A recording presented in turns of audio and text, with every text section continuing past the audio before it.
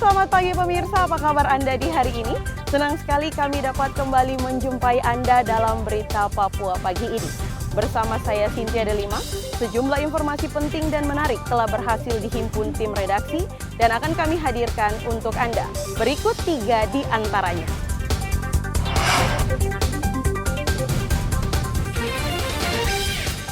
Kecewa karena tempat pemungutan suara dipindahkan sepihak, sekelompok warga di distrik Bayabiru, Kabupaten Paniai, membakar kantor kecamatan.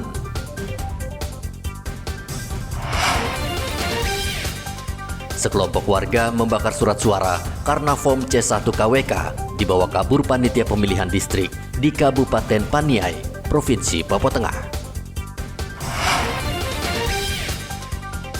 Hamid 1 pencoblosan, masih ada alat peraga kampanye yang belum diturunkan parpol dan caleg di Mimika.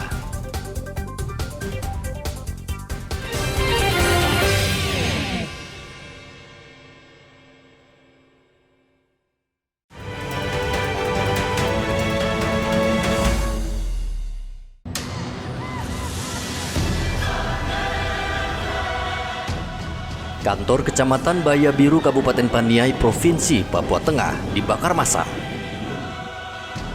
Massa kecewa karena tempat pemungutan suara yang ada di Kecamatan Bayabiru dipindahkan secara sepihak oleh panitia pemilihan kecamatan.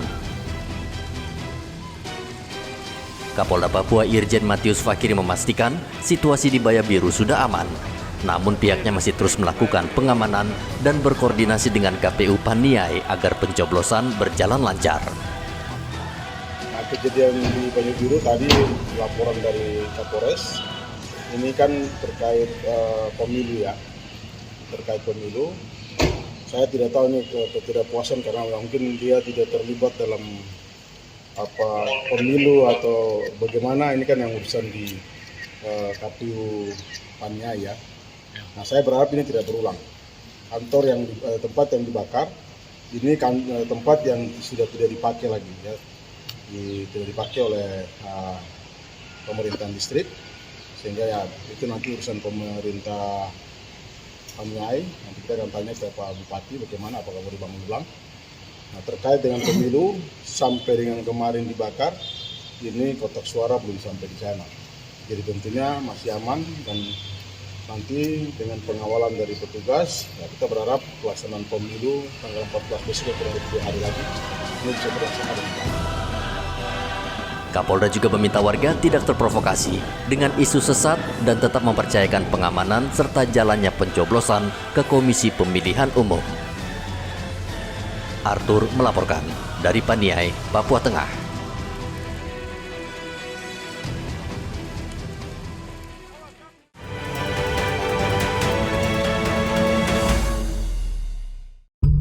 Kami dari Distrik Kebo, selamat malam. Kami cek dalam kotak KPU suara tidak ada hologram C1 KWK, maka itu kami Distrik Kebo bakar. Terima kasih.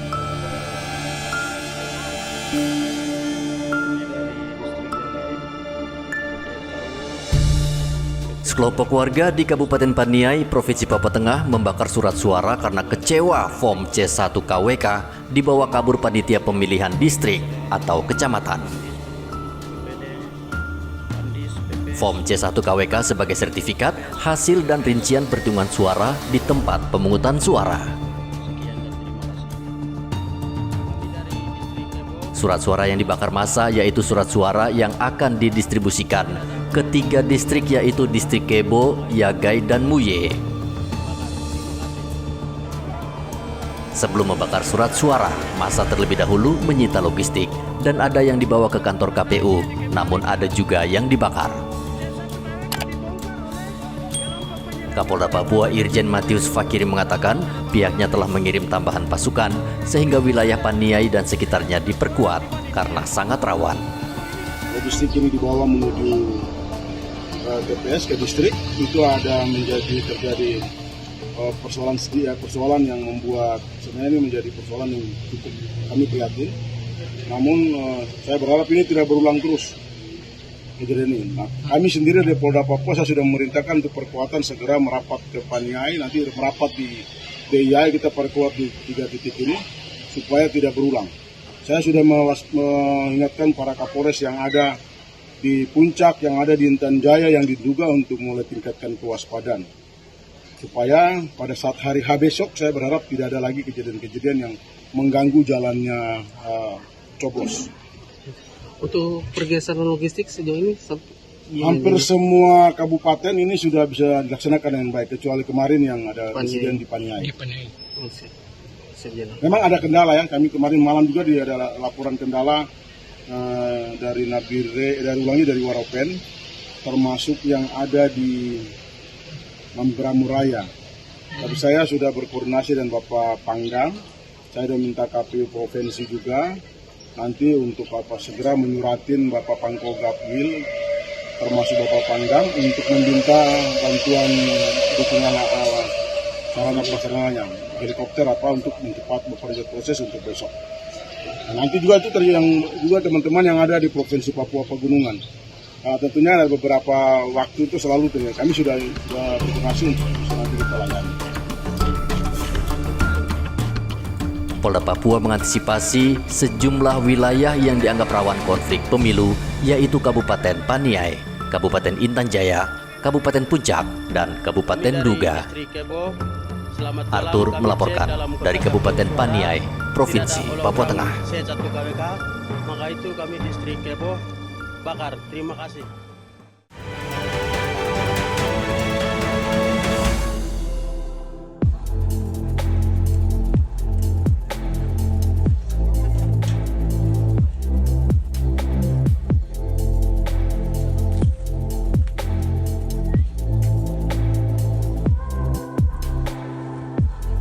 Beginilah pengiriman logistik pemilu ke wilayah terpencil pedalaman Kabupaten Teluk Bintuni di distrik Moskona Utara, Papua Barat.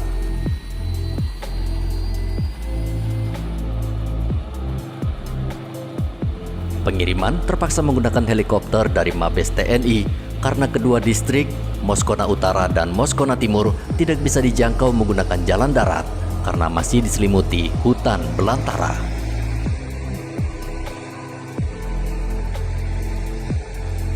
Jumlah pemilih tetap di dua distrik ini sekitar 1.400 pemilih, dan mereka dipastikan akan mencoblos pada pemilihan umum mendatang.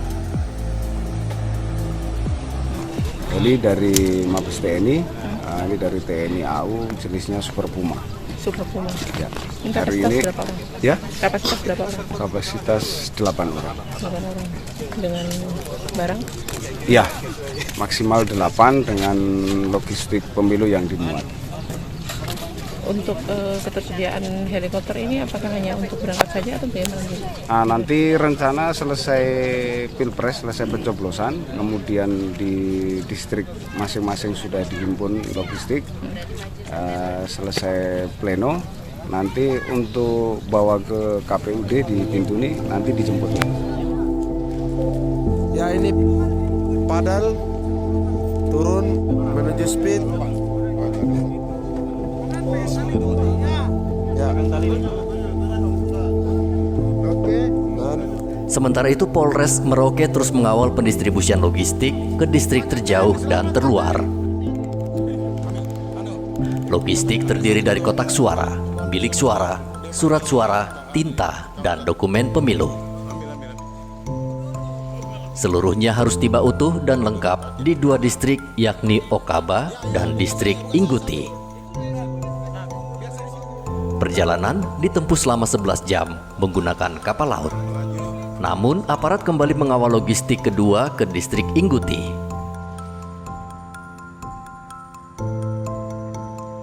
Kali ini dengan menggunakan sepeda motor dengan jarak tempuh selama 10 jam, melewati jalan terjal berlumpur hingga menembus genangan air setinggi 1 meter.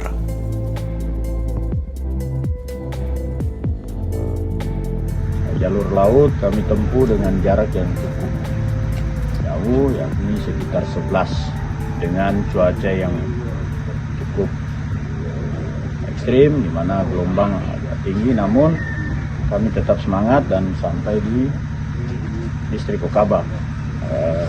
Setibanya kami di distrik Okaba, kami melanjutkan perjalanan menuju distrik Guti dengan menggunakan transportasi darat. Cuaca yang cukup ekstrim sehingga medan lumpur yang kami hadapi cukup terjal. Kami menggunakan kendaraan roda 2 dan jarak tempuh yang kami lalui selama 11 jam hingga kami sampai di distrik Guti, dan akhirnya kotak suara yang kami kawal tiba dengan selamat.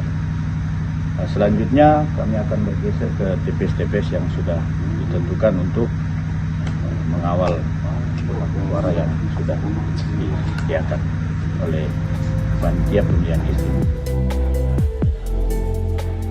Di Kota Jayapura, pendistribusian dikawal ketat aparat kepolisian Resor Kota Jayapura. KPU Kota Jayapura mempercayakan pendistribusian kepada pihak ketiga dengan menggunakan 5 truk langsung ke distrik Muara Tami. Distribusi logistik ini akan memperlancar pelaksanaan pemilu, khususnya di TPS, siapan di TPS dalam pemungutan suara sampai dengan penghitungan suara di TPS, dan seterusnya tahapan berikutnya.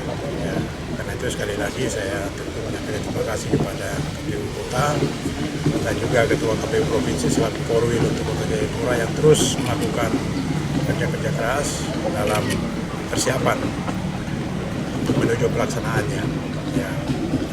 Selain itu juga tentu dikawal dalam distribusi, dikawal oleh pihak kepolisian dari Polresta dan juga dari TNI. Pendistribusian logistik pemilu tahun 2024 yang akan diawali dari distrik Muara Tami. Mohon izin perlu kami laporkan bahwa untuk distrik Muara Tami ada 55 TPS yang akan kami distribusikan pada hari ini. Sedangkan untuk seluruh kota ada 940 TPS. Jumlah kotak suara yang kami distribusikan di hari ini untuk 5 pemilihan, yaitu pemilihan Presiden, Wakil Presiden, pemilihan DPD RI, DPR RI, DPR Provinsi, dan DPR Kota berjumlah 275 kotak suara. Dengan perincian distribusi untuk 7 kelurahan kampung, langsung kami akan dropping di kelurahan kampung masing-masing. KPU Mimika juga mendistribusikan logistik pemilu ke 6 distrik di perkotaan. Sebelumnya, KPU sudah mendistribusikan logistik ke 12 distrik terjauh. Pendistribusian logistik dikawal ketat polisi. Melakukan pengawalan kotak suara sebanyak 290, bilik suara 192, dan kantong plastik berisi logistik pemilu 59. Jadi kami dari kepolisian bersama dengan didampingi Pak Distrik Wangkilama Rama beserta dengan PPD Distrik Wangkilama, kami melakukan persiapan untuk melakukan pengawalan ke Distrik Wangkilama di tempat aula Distrik Wangkilama. Kami melakukan pengamanan yang di Distrik Wangkilama yang selama ini kita ketahui bahwa distrik yang rawan, namun kami mengatakan bahwa sampai saat ini kami sudah mensterilkan di daerah, terkhusus di daerah tempat yang akan kami dropping kotak suara ke kantor distrik. Kami melakukan pengawalan, kemudian pengamanan sampai ke hari hanya. Semoga kita berharap supaya di pesta demokrasi, pesta nasional ini, baik di Kuam Ginarama maupun di mana saja pun berada, dapat berjalan dengan aman dan lancar. KPU menghimbau warga datang ke TPS tepat waktu, yaitu pukul 7 hingga pukul 1 siang. Tim Liputan melaporkan dari berbagai daerah.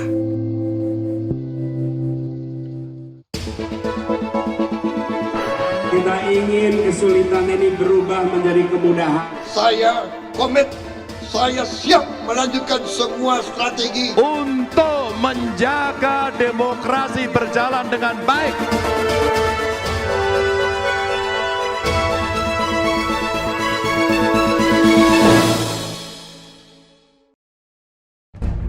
Dari puluhan provinsi yang ada di Indonesia, 5 diantaranya kerap dinilai sebagai provinsi kunci. Selain memiliki pemilih dan alokasi jumlah kursi yang banyak, kelimanya dianggap menjadi representasi mewakili pilihan warga yang beragam, baik di Jawa maupun luar Jawa. Yang pertama adalah Jawa Barat. Di pemilu tahun 2014, partai politik yang menguasai provinsi dengan jumlah pemilih terbanyak di Indonesia adalah PDI Perjuangan dengan jumlah raihan suara 19,63%. Tapi 5 tahun kemudian, Partai Gerindra berhasil menyingkirkan PDIP dengan raihan suara 17,65%.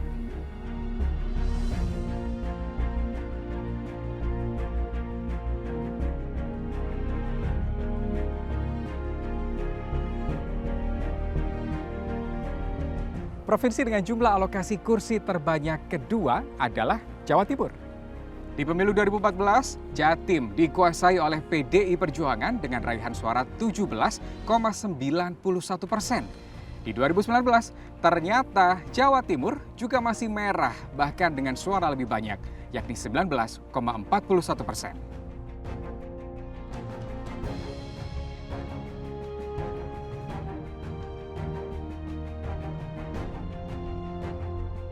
Selanjutnya, provinsi dengan jumlah alokasi kursi terbanyak ketiga adalah Jawa Tengah. Tahun 2014, PDI Perjuangan juga menguasai Jawa Tengah dengan 24,40% suara. Nah, di 2019 ternyata hampir sama dengan Jawa Timur. PDIP berhasil memerahkan Jawa Tengah dengan raihan suara lebih banyak, yakni 29,56% suara. Di pemilu tahun 2014, Sumatera Utara menyumbang lebih banyak kursi legislatif bagi Partai Golkar dengan raihan suara 16,40%. Tapi di tahun 2019 digeser oleh PDI Perjuangan dengan raihan suara 20,72%. Dan ini Sulawesi Selatan di tahun 2014 yang ternyata masih menjadi masa berjayanya Partai Golkar dengan raihan suara 20,09%. Nah, bagaimana di tahun 2019? Ternyata Golkar masih berhasil menguningkan Sulawesi Selatan meski perolehan suaranya lebih sedikit, yakni 17,9%. Dalam 2 pemilu terakhir, kelima provinsi tadi, Jawa Barat, Jawa Tengah, Jawa Timur, Sumatera Utara, dan Sulawesi Selatan menjadi 5 provinsi penting bagi mereka yang berkontestasi. Terlepas dari 5 provinsi kunci yang menjadi medan perang perebutan suara tadi, sejatinya nasib bangsa Indonesia 5 tahun ke depan ditentukan oleh tangan tiap orang yang masuk dalam daftar 204,8 juta pemilih tetap di pemilu 2024. Termasuk saya, Anda, dimanapun Anda berada. Kita ingin kesulitan ini berubah menjadi kemudahan. Saya komit, saya siap melanjutkan semua strategi untuk menjaga demokrasi berjalan dengan baik.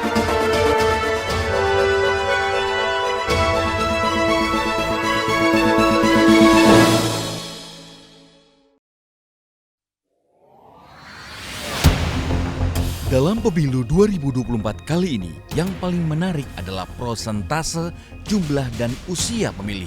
KPU mencatat kalangan generasi Z alias Gen Z dan generasi milenial menjadi jumlah pemilih terbanyak. Gen Z adalah generasi yang lahir di kisaran tahun 1997 hingga 2012. Sementara generasi milenial lahir pada tahun 1981 hingga 1996.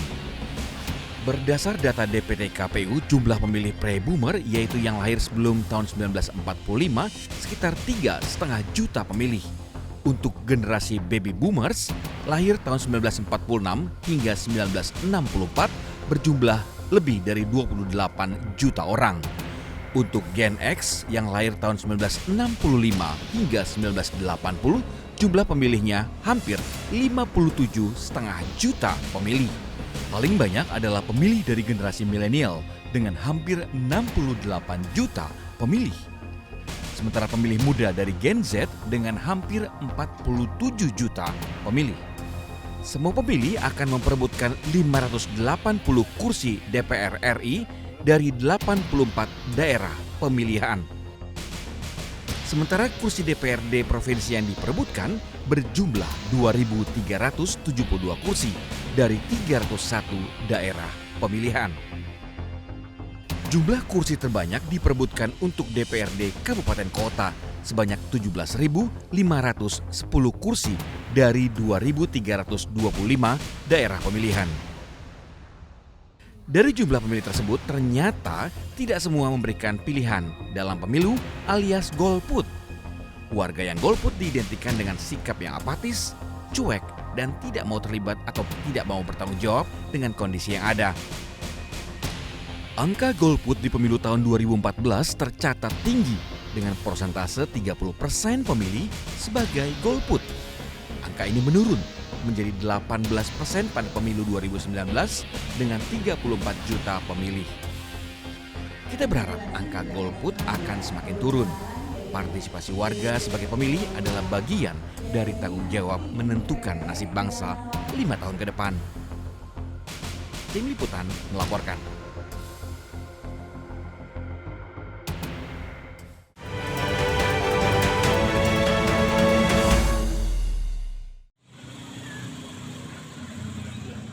Hingga Selasa kemarin masih ada alat peraga kampanye yang terpasang di sejumlah ruas jalan utama Mimika. Bawaslu Mimika padahal telah menghimbau parpol dan caleg menurunkan APK karena sudah masuk masa tenang. APK yang masih pasang, sebenarnya instruksi ini sudah jalan bahwa peserta pemilu sendiri yang harus diturunkan. Ya, sebelum masuk di masa tenang ini, kalau memang ada yang belum turun, itu segera turunkan. Kalau bisa dari KPU bisa menurat kepada Polsek, kemudian bisa diturunkan. Dengan dasar itu bisa tidak. Membantu untuk menurunkan itu. Supaya apa? Semua ini bersih. Tidak boleh ya pasang-pasang dan kemudian itu bisa jalan. Harus bersihkan. Nah, itu berkaitan dengan Petra. Bawaslu akan memberikan sanksi kepada parpol dan caleg yang melanggar aturan pemilu. Dari Mimika, Papua Tengah, Igobat Momolin melaporkan.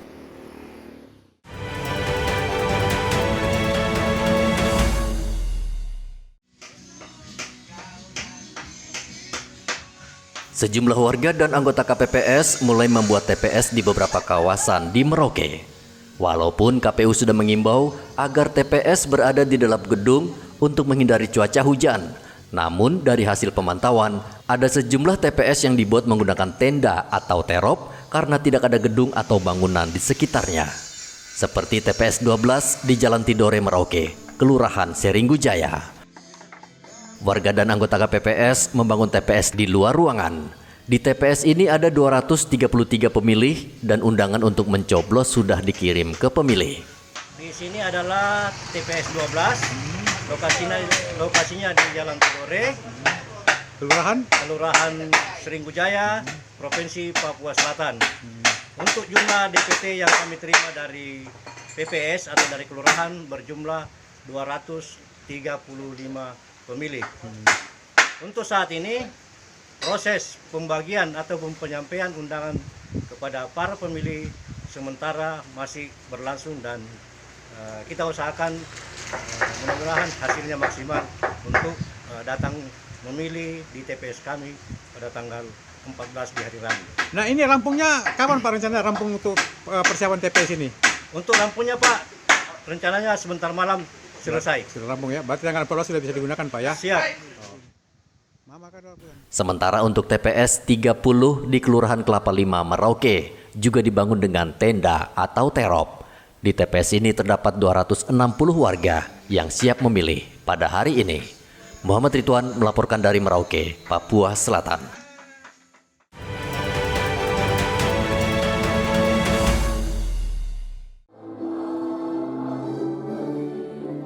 Semua pihak berharap pemilu berjalan lancar dan aman, termasuk sejumlah tokoh masyarakat, tokoh adat dan agama, serta TNI Polri di Merauke, Papua Selatan. Mereka menyuarakan pemilu yang aman dan damai. Para tokoh ini berharap agar isu yang saat ini berkembang dengan melarang warga datang ke TPS untuk mencoblos tidak terjadi. Mereka juga berharap semua tahapan pemilu mendatang berjalan lancar dan damai di Merauke, Papua Selatan. Berjalan dengan sukses. Untuk itu kami mohon Bapak dan bisa mengajak Pak Bupati dan juga seluruh Forkopimda dan seluruh tamu undangan sekarang juga Pak Muhammad biar ada yang dilihat kita bergeser sama-sama ke lapangan podium. Sudah ada tempat yang tersiap di sana dan juga hidangan. Partisipasi masyarakat sangat penting untuk mensukseskan pemilu ini. Kita sudah dari KPU sudah menyelenggarakan sedemikian rupa untuk penyelenggaraan pemilu ini, tapi kalau dengan masyarakat yang tidak hadir itu sama saja, berarti penyelenggaraannya kita anggap kurang berhasil. Makanya kita berupaya dengan cara inilah kita menghadirkan tokoh-tokoh ini untuk bisa berbicara kepada paguyuban masing-masing, pada masyarakat masing-masing, sehingga mengajak mereka untuk hadir sama-sama di tanggal 14 Februari. Catatan kita lengkap, baik di KPU maupun catatan kami di pemerintah. Tingkat partisipasi saat coblos DPR, Presiden, DPR RI, DPRP, Provinsi, DPD itu biasanya rendah sekali, sangat rendah. Misalnya pemilih di Merauke ya kurang lebih sekitar 164.000, 63.000, 160.000 sekian lah. Real di Merauke ketika selesai perhitungan di TPS itu kurang lebih sekitar 145.000, 137.000. Itu real yang ada, boleh lihat catatan. Polres Mimika Papua Tengah telah memetakan sejumlah wilayah yang masuk daerah rawan. Wilayah rawan akan diantisipasi dengan menambah personel. Pemetaan wilayah, ya seperti kami sampaikan sebelumnya, jadi kami sudah mengklasifikasikan wilayah-wilayah mana yang termasuk kategori kurang rawan, yang rawan, kemudian yang sangat rawan. Yang sudah barang tentu nanti seiring dengan pola pengamanan yang akan kita lakukan. Jadi masing-masing daerah memiliki karakteristik masing-masing, jadi treatment pola pengamanannya juga masing-masing. Jadi tidak disamakan antara yang kurang rawan dengan yang rawan, itu yang jelas kan pasti treatmentnya ataupun pengelolaan situasinya berbeda-beda. Yang jelas ada beberapa distrik ya, yang memang kita klasifikasikan memiliki potensi kerawanan yang paling rawan dibandingkan dengan distrik lain. Yang jelas kami mengkategorikan itu sebagai daerah yang memiliki potensi kerawanan cukup tinggi. Ada beberapa indikator yang pernah kami sampaikan. Ya, indikator-indikator itu antara lain berkaitan dengan akses menuju ke lokasi tersebut. Jadi hanya bisa dilewati melalui akses udara. Itu yang pertama. Kemudian yang kedua berkaitan dengan sarana komunikasi. Ya, yang kami klasifikasikan memiliki potensi kerawanan yang paling rawan, akses komunikasi sama sekali tidak tersedia.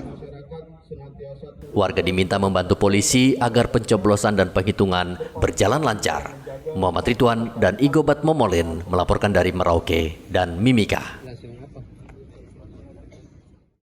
Pemirsa, berita yang baru saja Anda saksikan sekaligus menutup jumpa kita dalam Berita Papua pagi ini. Saya Cynthia Delima bersama kru yang bertugas ucapkan terima kasih. Kami pamit undur diri. Selamat pagi, semangat pagi, Wanyambe.